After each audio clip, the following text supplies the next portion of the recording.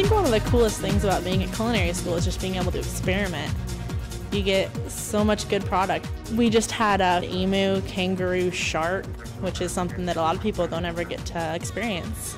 You receive a lot of personal attention from myself and all the other instructors. You're going to have the technical skills, the classical knowledge, the knife skills, the production skills to be successful at it and be confident when you walk into the kitchen. It's definitely a personal experience. Our classes are small, so we as instructors have a lot of time to get around to all the students individually. We're with them constantly. It's definitely a hands-on curriculum.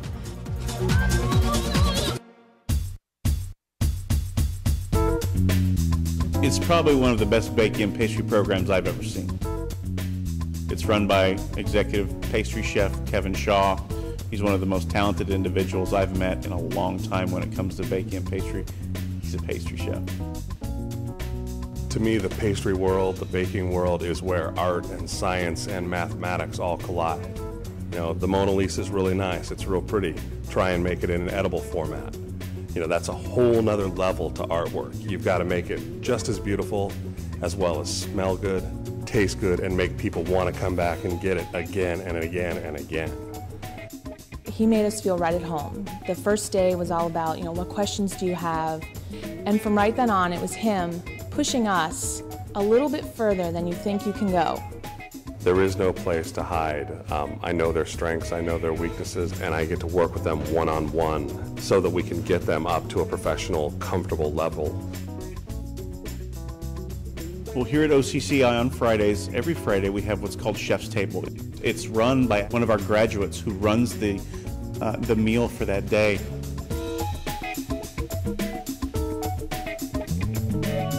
One of the things that I like about it is getting service experience. I think it's good for me just to have a well-rounded overview of the whole hospitality industry. Teamwork is really the basis of any kitchen. No kitchen runs by one person alone. It's a team effort. It's just a great liaison between the community. We're having a lot of repeat business. It's a feather in our cap to have one of our externs actually running our weekly restaurant.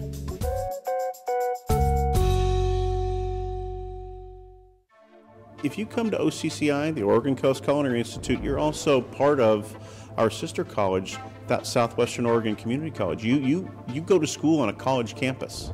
Well, from the schools I've looked into, OCCI was probably about half to a third what some of the other schools would cost.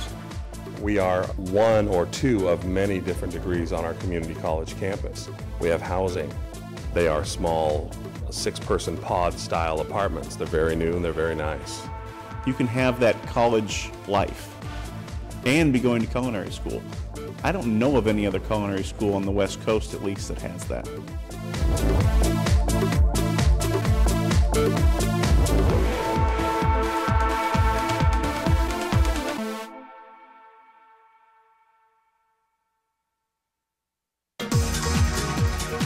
In our profession, it really helps who you know. You need to have a good network of chefs. With the background that I have, I know quite a few chefs in the industry all over the country where it's not difficult to place externs. If it's someplace I know, I pick up the phone, I make a call. We definitely go out of our way to help students place themselves.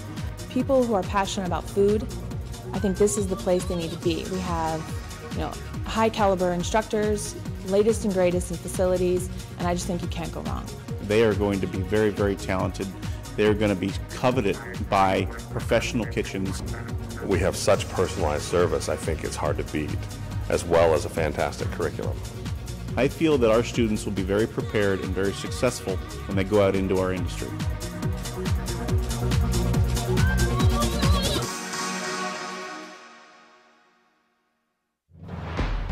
Do you like to work with metal, fire, electricity? Would you like to make money doing it? At Southwestern, we can help make your dream a reality. With our degree and certificate programs in welding, you'll be prepared for a career in the welding and fabrication industry in as little as a year. Check out our website and let Southwestern spark your career in welding today.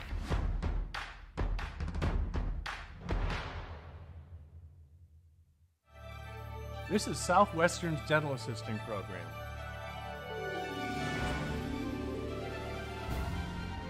In just one short year, you could be a dental assistant.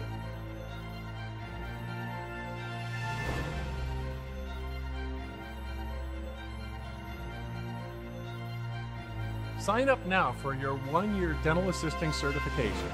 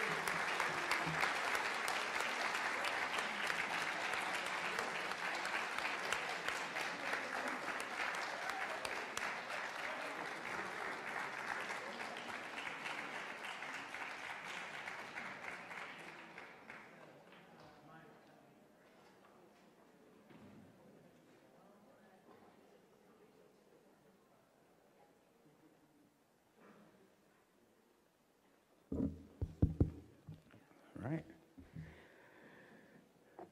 Good morning, family and friends, and welcome to Southwestern Oregon Community College and our annual end of the year celebration.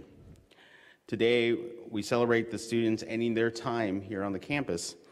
We're here to wish them luck in their externship and the completion of their degrees.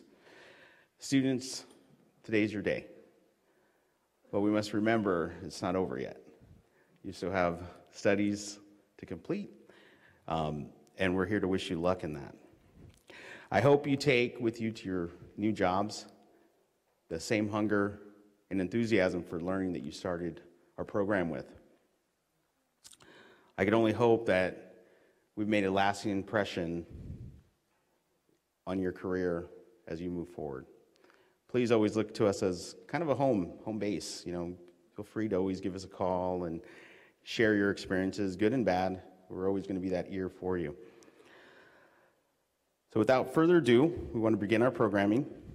I would like to introduce our president of the college, Dr. Patty Scott.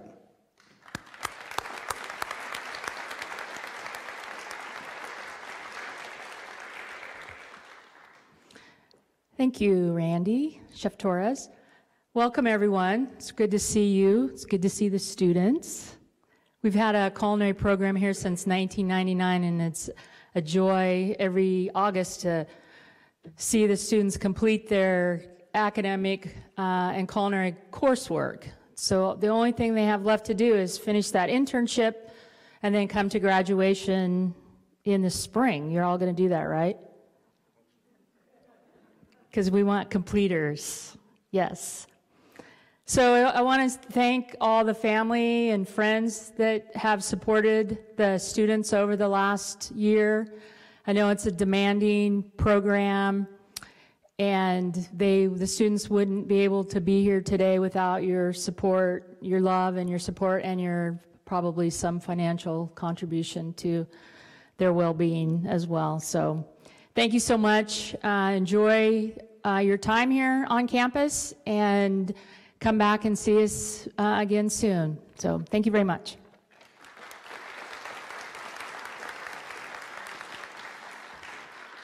I'd like to also recognize in attendance today Dr. Allie McGinn, our Vice President of Instruction, and recognize our staff and faculty of our department. First of all, Del Clark, who a lot of you started with, getting here. And of course, Sean Marie. Everybody give Sean Marie a hand. Colleen Keene, who's out in the audience, who's helped you guys with many different things. Our full-time faculty, Chef Nila Duvall.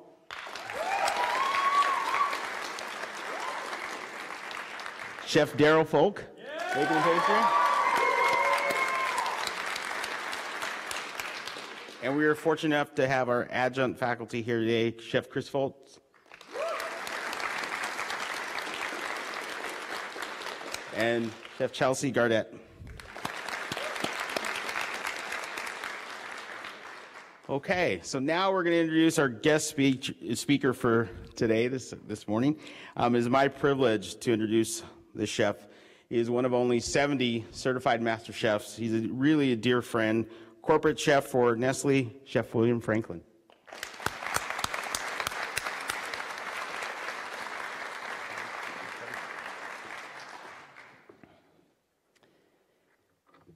Well, I have to admit I have a soft spot in my heart for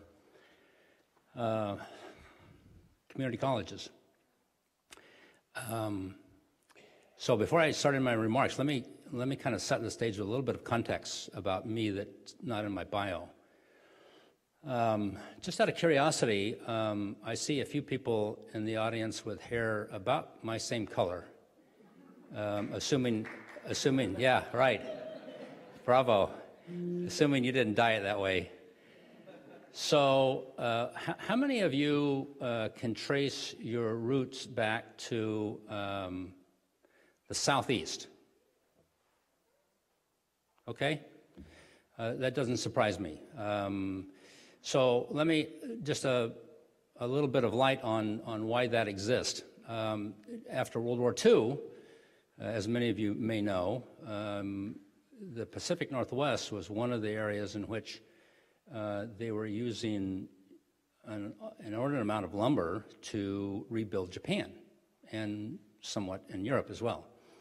But a lot of it from the Washington and Oregon coast and Alaska was going strictly to Japan, because most of their cities were burned to the ground, and it was wood structure to begin with.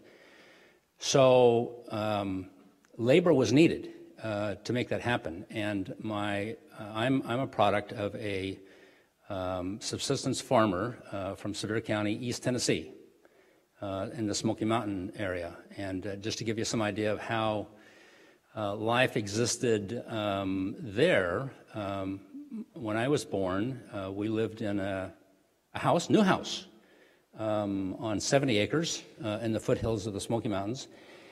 And but the house had electricity. I remember the dangling light bulb, but no running water. And we didn't even have an outhouse. My mother walked the 200 yards to my grandparents' house to the spring to carry in water by the bucket to come back. So life was, I mean, you didn't know life was tough. It was tough, but you didn't know that because it was pretty close society back there.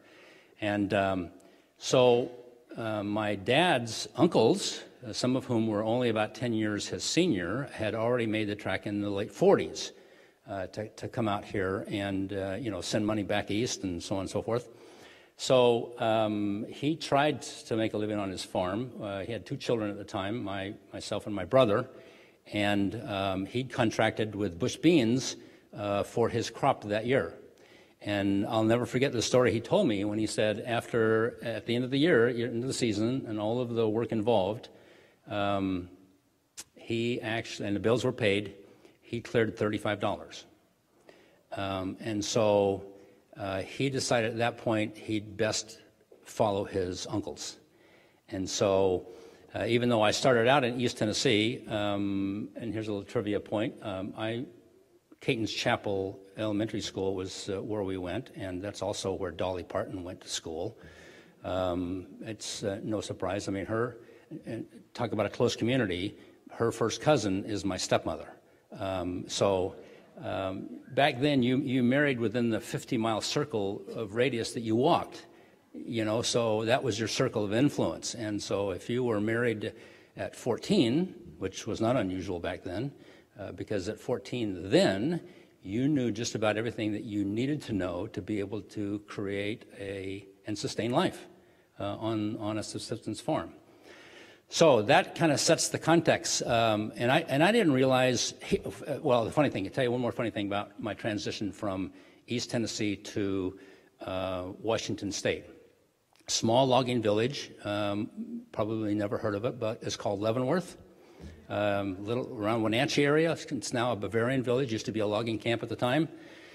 And when I first arrived in the first grade, I'm not so sure they thought that I spoke English. And so consequently, they held me back for 1 year. And so probably the best thing that ever happened to me. And then, you know, I'm at 19 or 20, I was much like many of you. I thought that I knew everything that was required for me to know.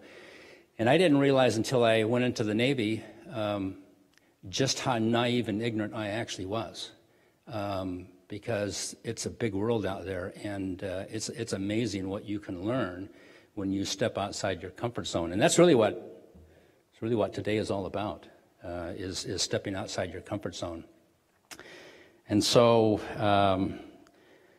let me get into my prepared remarks here, which is going to be always a little bit interesting for me, because when you work into electronics here, you put everything at risk. So let's get started.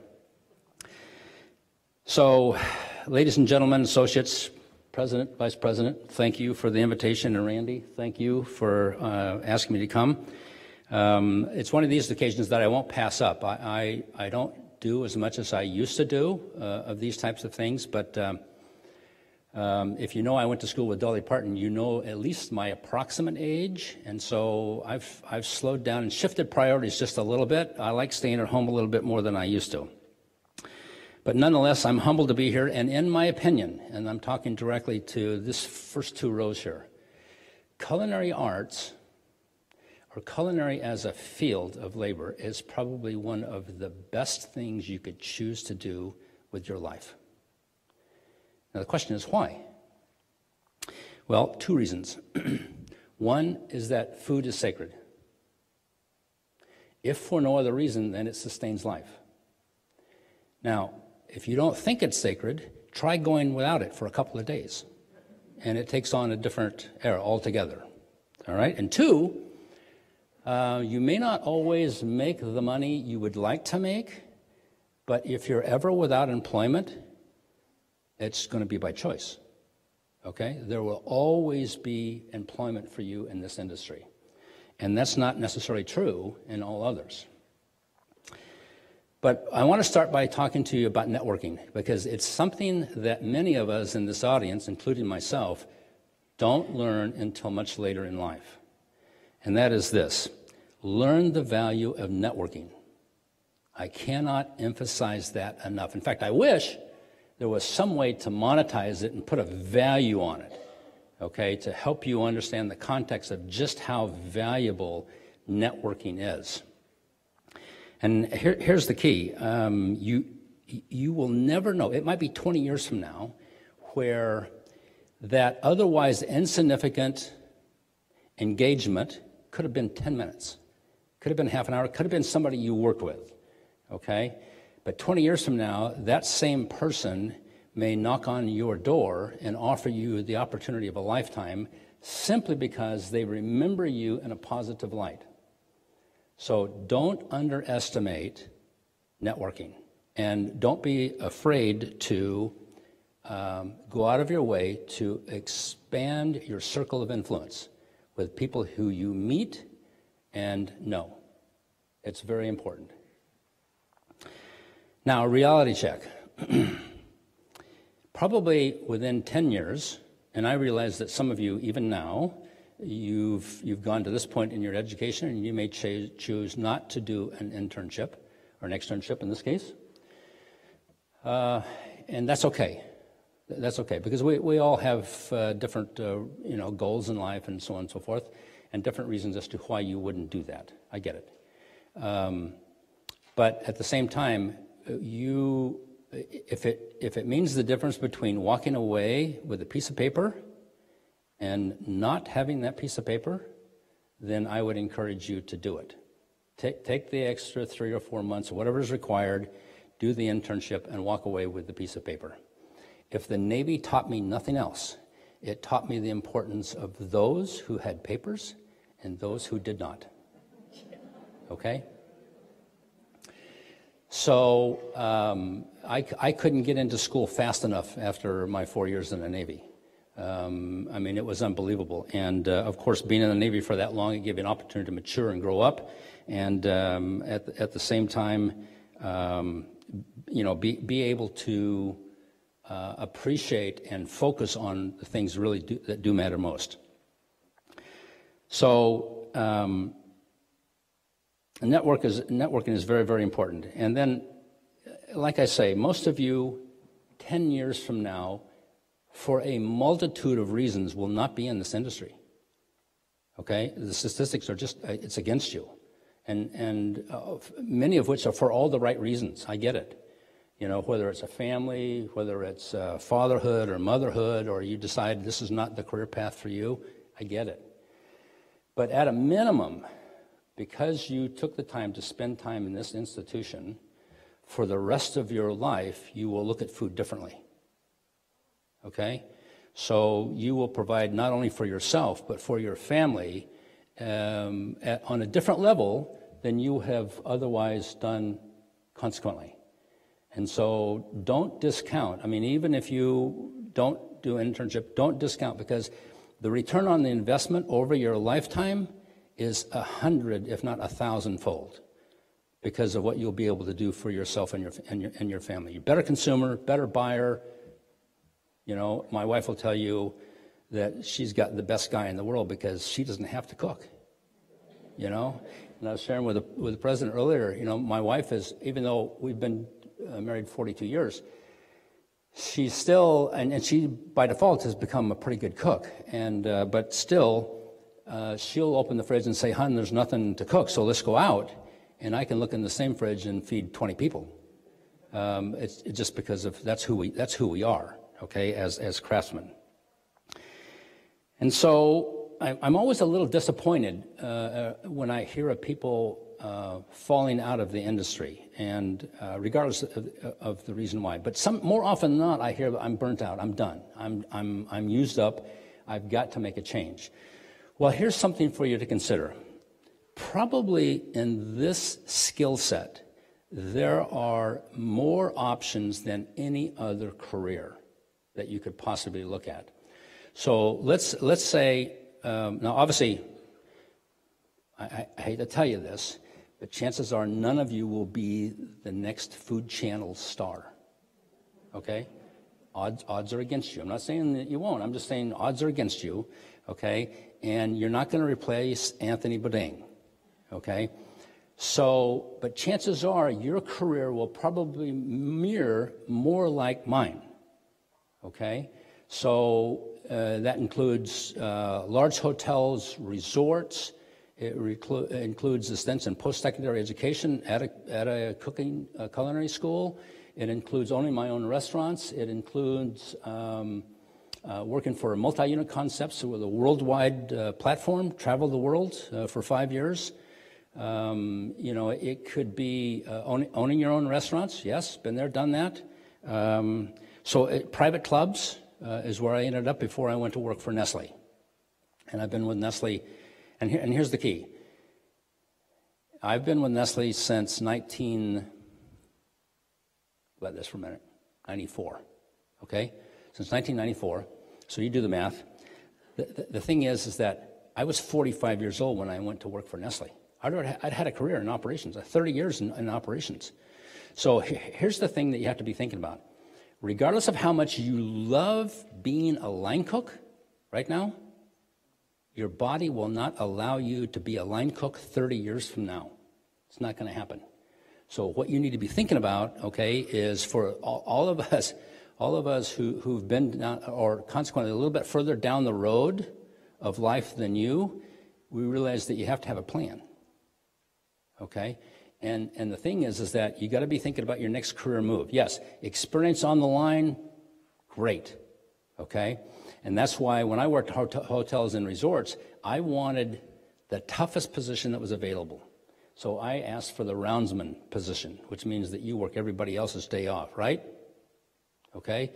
That also means that you learn faster and quicker than anybody else, and within a year, you'll know everybody's job, regardless of the number of restaurants and outlets and so on and so forth.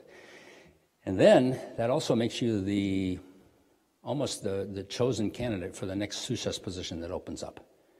All right? Now, another thing is that because of the time and effort that you've spent here, you can also know with assurance that you're going to walk out of here with hundreds of more times more theoretical knowledge than the people whom you will be supervising. Now, the key is that, you notice I said whom you will be supervising.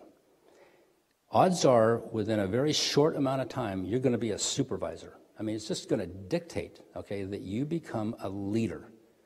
All right? Not saying you have to, but your knowledge, your theoretical knowledge, what you lack now is simply how to gain the wisdom associated with the practical application of that knowledge.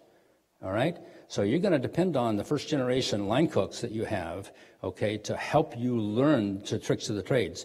Because believe me, that guy who works the pancake griddle and can work like 10 or 15 orders at a time, and every order has like 4 or 5 elements, everything from eggs over easy or poached eggs to flapjacks to bacon or sausage and hash browns as a side, and he's got a 10 top, and they all got to come up at the same time. That guy's a genius, okay? And that's the kind of people that you're going to learn from as to how to do it right.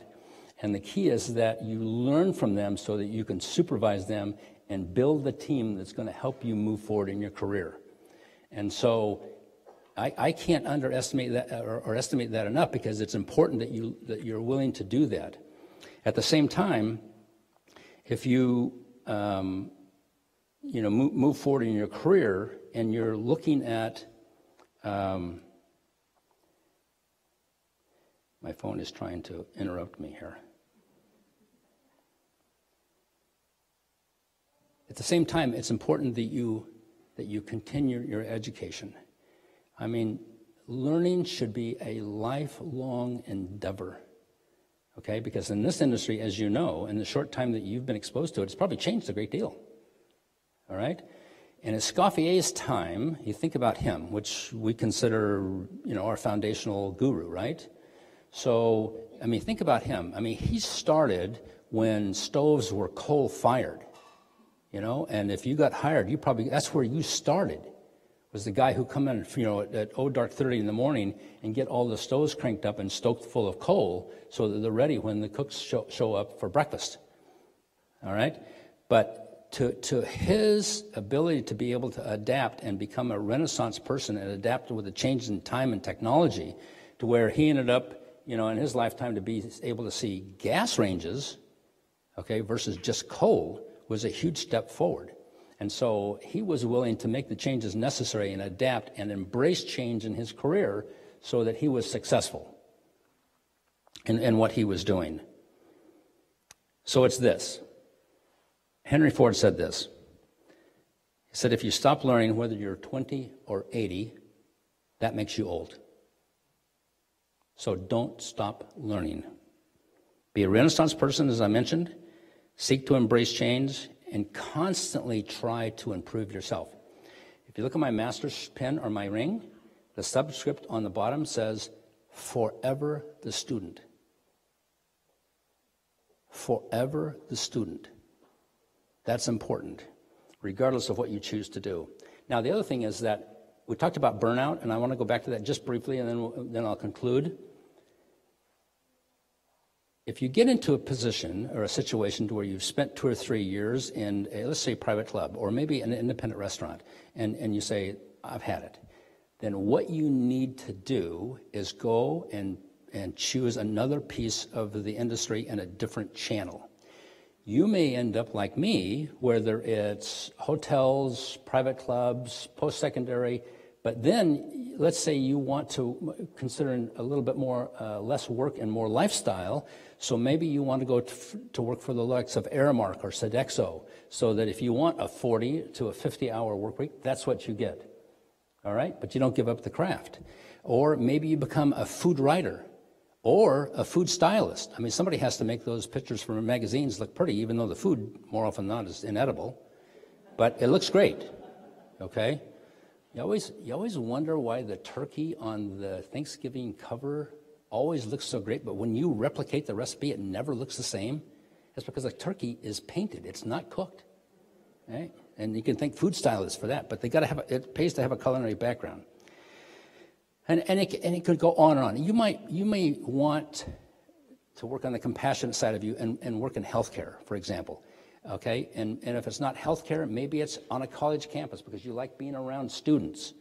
Okay, and if it's not, maybe it's some other channel. But the key is that if you get burnt out in one channel because it's requiring too much from you, then simply change channels without having, because what you take is that you take the wisdom that you've gained from the current channel in which you work, okay, and it transcends and it transfers very easily. And let's say you're going to sign a 6-month contract and go from a freestanding restaurant to, or from a resort, because you want to see some of the world, and you sign on with Disney Cruise Lines for 6 months, okay?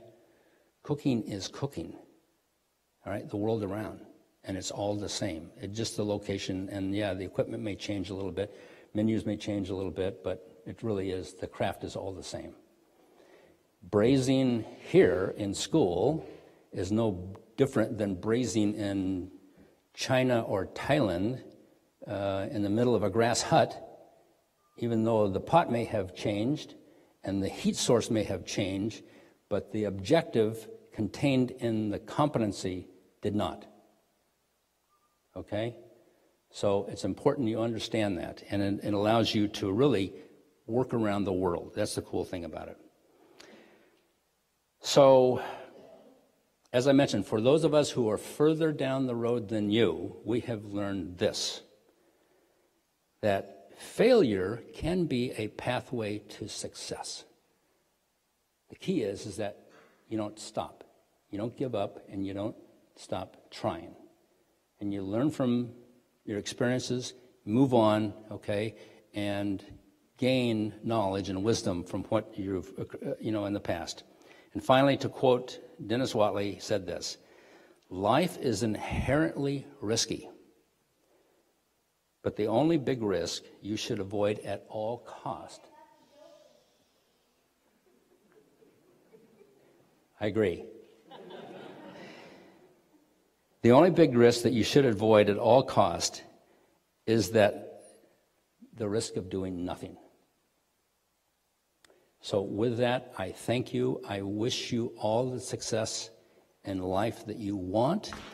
And as you move forward, and as Randy Chef Torres said, stay in touch with your alma mater. It's important, good and bad, because that's part of your networking. The people right here in these rows is part of your networking. This is where it begins. Thank you, and God bless you.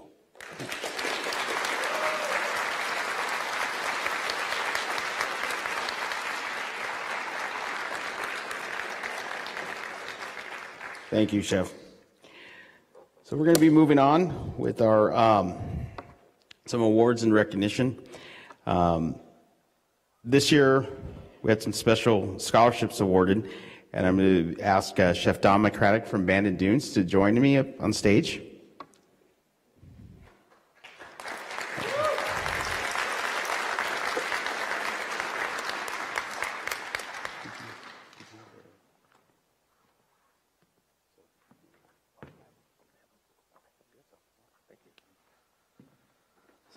Thanks, Chef Torres, for inviting me down today.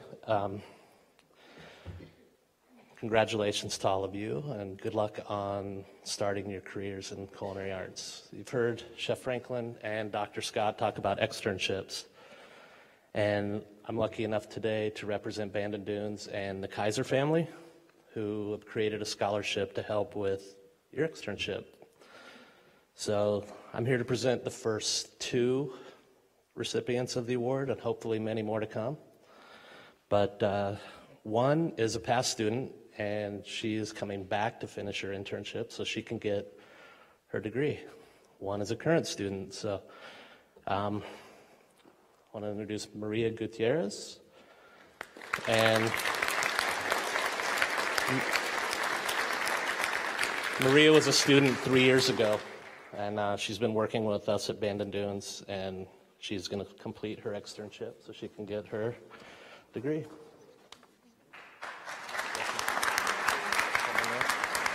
And Marianne Wade.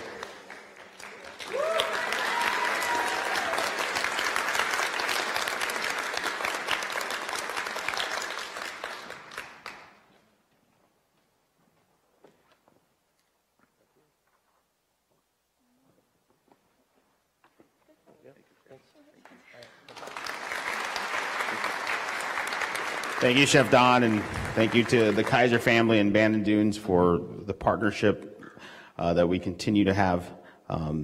It's a wonderful relationship, and again, thank you. All right, we're going to move on to our student awards, and we have two today. Our first award that we're presenting will be our Professionalism Award. And this was chosen by the instructor and the staff with the student with a higher than average GPA and has shown a professional attitude throughout the whole program. So as I call your name, please enter the stage on my left. For the Baking and Pastry program, Christian Beckham. And for the Culinary program, Joel Bradshaw.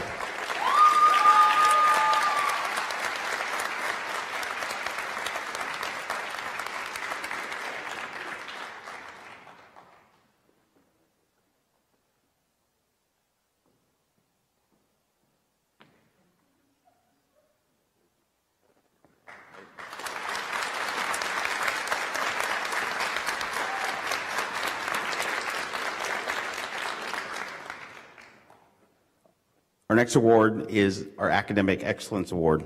So both these students had the highest GPA in their cohort. So for Baking and Pastry, Cameron Miller. For Culinary, Reed Cronk.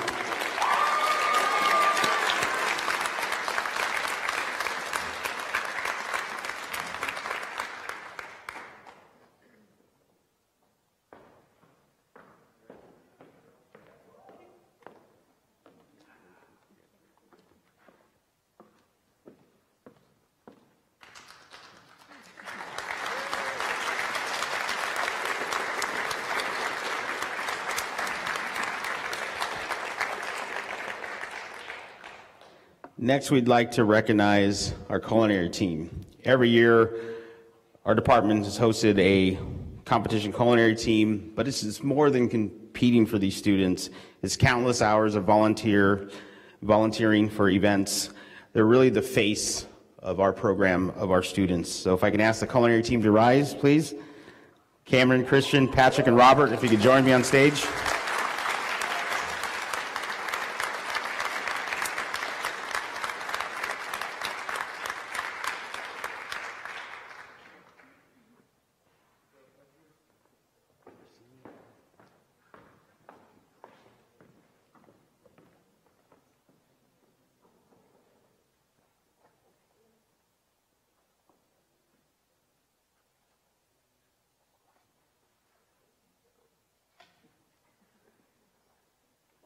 Culinary team. Thank you.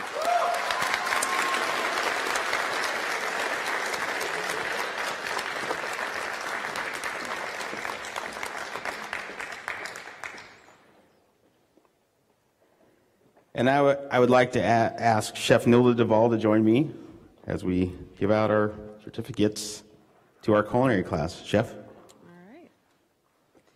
All right, culinary students, here we go. And they should come up the same way? Yeah, come up left. Okay, all right. All right, first we have Lily Burgett. Where is Lily? She's sick. Oh. Joel Bradshaw.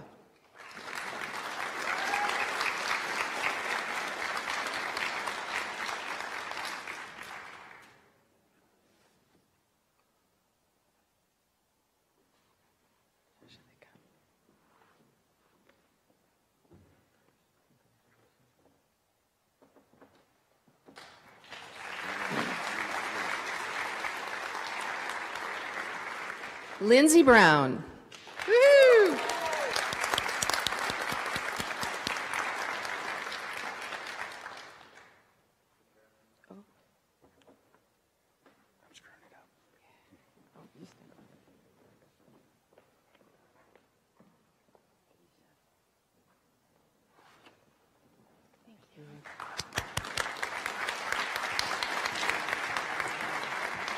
Oh, here we go.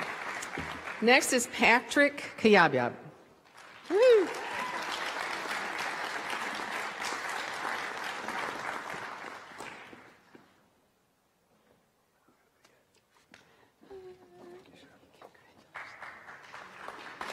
Reed Kronk.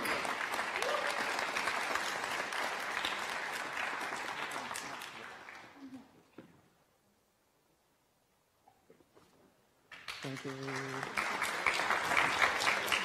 Jashawn Dill. Jashawn.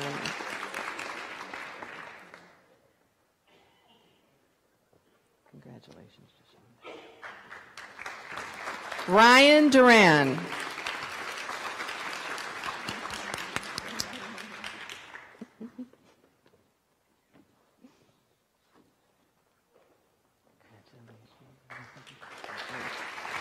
Robert Fleming.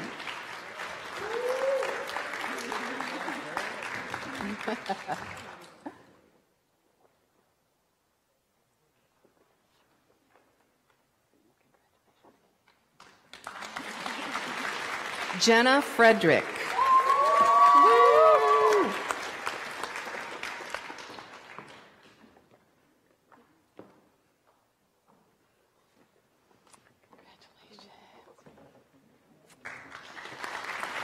Jonka Guerra.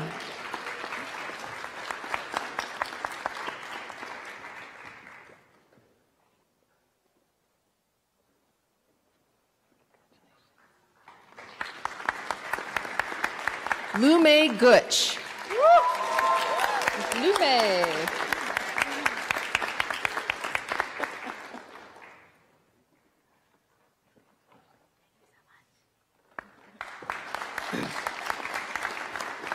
Michaela Huber.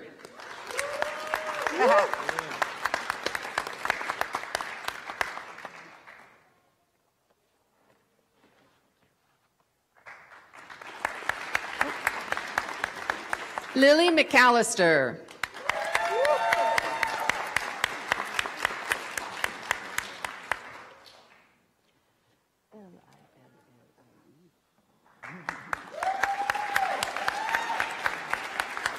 Donovan Nunemacher.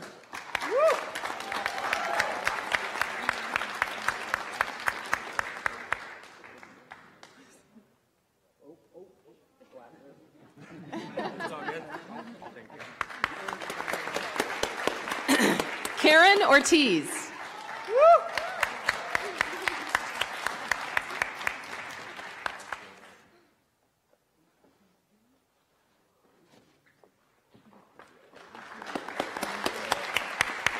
Kyle Reedy.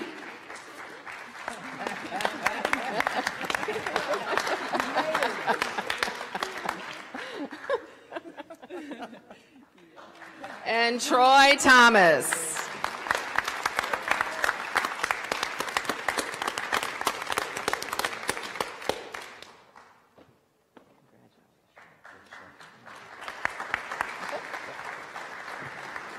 Thank you, Chef. Now for our baking and pastry, Chef Daryl Folk, if you will join me.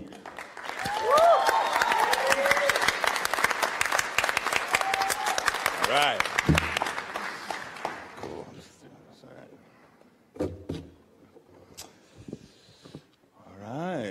All right, we have Christian Beckham.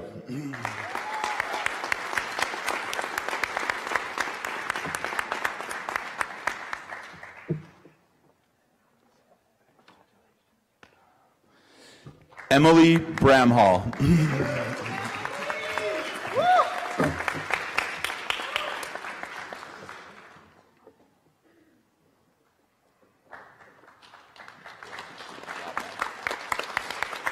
Christopher Castle.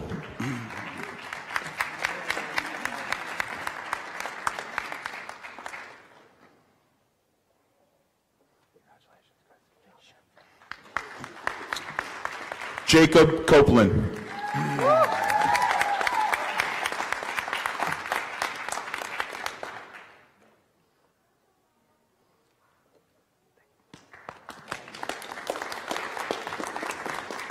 Sophia Garrett.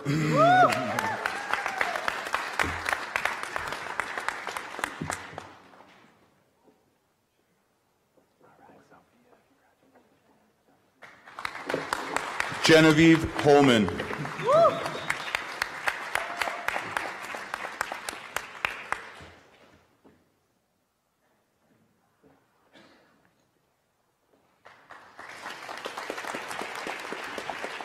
Reese Houston.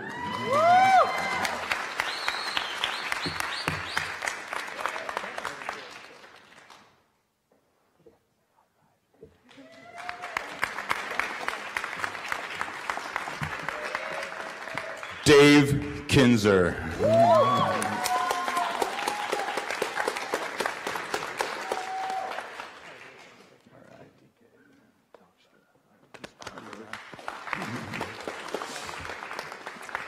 Alexandra Kruger.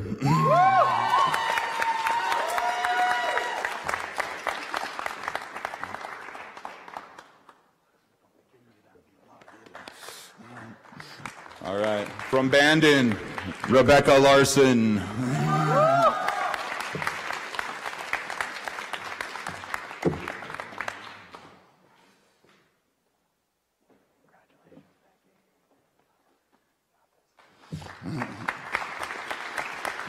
Levi Mural.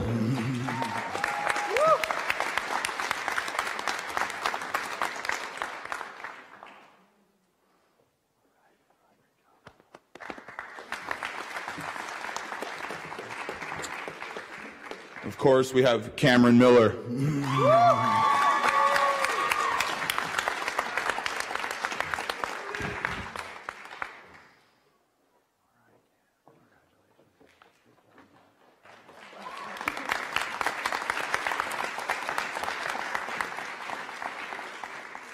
The next student, I had her in a class in high school. I'm very proud of her. I couldn't say enough. Sage Nelson, thank you very much.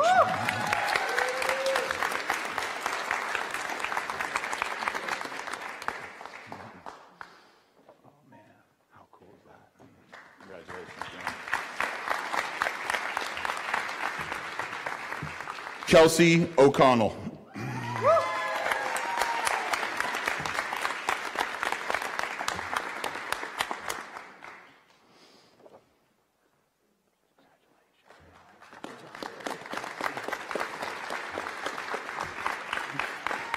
Jade Smith.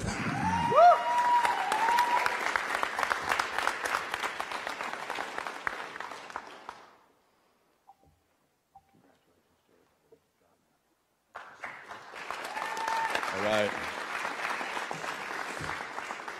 Leslie Tovar.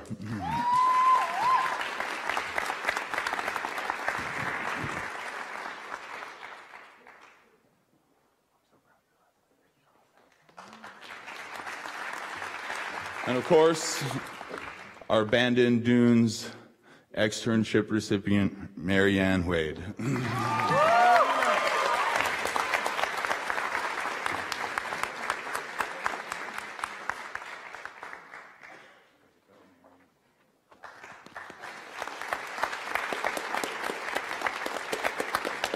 Thank you, Chef. Okay. Well, at this point, if I could ask the students to stand and put on your toques.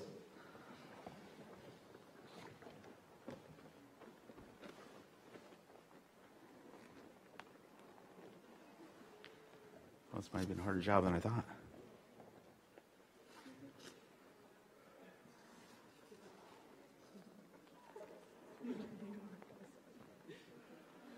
We'll have to make sure to give out the hats earlier. It's going to fit, Robert?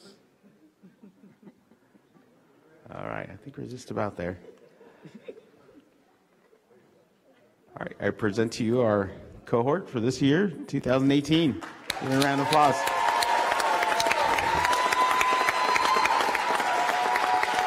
And students, if you will exit and everyone will follow the students to some refreshments out in the lobby. Thank you very much. Have a great day.